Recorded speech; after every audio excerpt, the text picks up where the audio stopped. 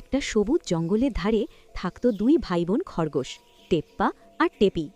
টেপ্পা ছিল খুব দুষ্টু, আর টেপি ছিল শান্ত আর বুদ্ধিমান। একদিন দুজনে গাজর খুঁজতে খুঁজতে জঙ্গলের ভেতরে ঢুকে পড়ল। হঠাৎ ঝোপ নড়ে উঠল, সামনে এসে দাঁড়ালো এক ভয়ঙ্কর বাঘ।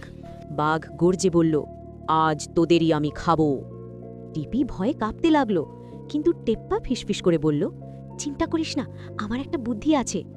টেপ্পা বাঘকে বলল, বাঘ মামা, আপনি কি দৌড়ে জিততে পারেন? বাঘ অহংকার করে বলল, আমি জঙ্গলের সেরা দৌড়বীর। টেপ্পা বলল, তাহলে ওই পাহাড় পর্যন্ত দৌড়ে দেখান। বাঘ দৌড়াতে শুরু করতেই টেপ্পা টেপি ঝটপট গর্তে ঢুকে পড়ল।